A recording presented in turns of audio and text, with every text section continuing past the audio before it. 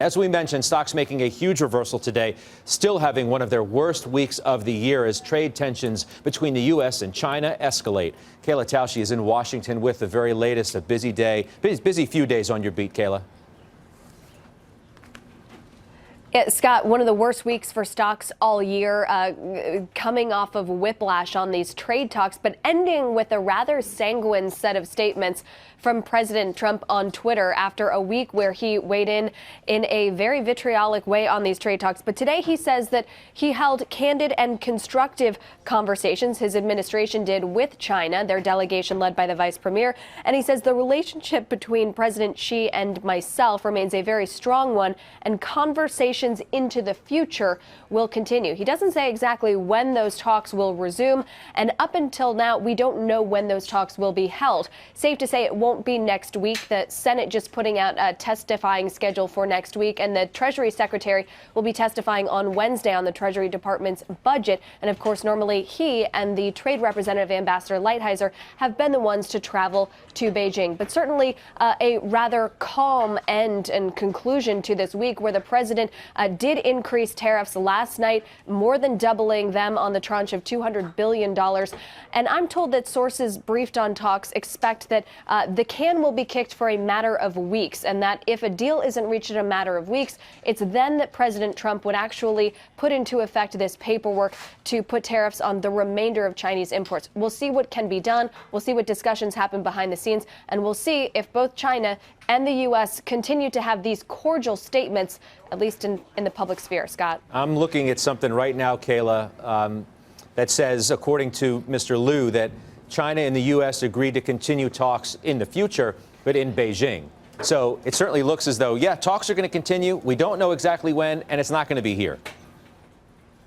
Well, there has normally been a reciprocal aspect to this. So there would be one round here in Washington, one round in Beijing. You might recall that the U.S. Delegation was just in Beijing a couple weeks ago. So it would be natural for the next round to take place in Beijing.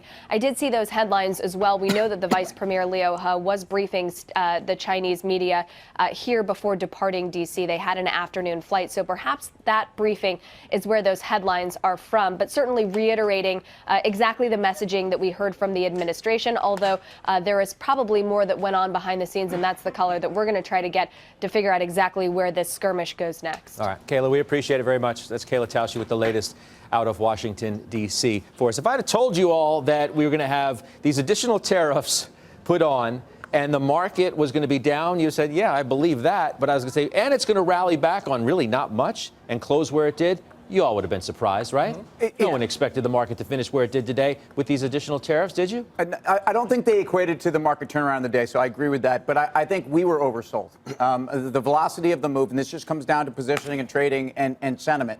And I think we got to a place where people quickly thought about December 24th.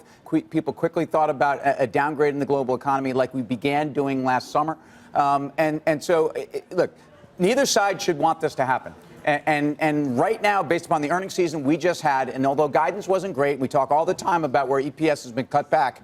I think a lot of this was priced in this one. And we started earlier on the weekend when Tim said before, no one knows what 25% is going to be, the ratchet up from 10 to 25%. But what we do know is that companies adjusted for that 10%. So is it going to be as hard, the extra 15? For the ratchet up in the tariffs? I don't think so. And from speaking with CEOs, when I speak to them on a daily basis, they think, yes, it's a pain in the neck. Yes, it's a headwind, but it's not as bad because they already have alternate plans and workarounds. That's not to say that there aren't some specific names and big ones at that got slapped around a bit because of the trade news. Apple among them. That stock has gotten hammered, down 7% this week. Baba, Win, Micron, U.S. Steel, and then some of the more obvious players that we talk about on a regular basis, that being industrials like Caterpillar.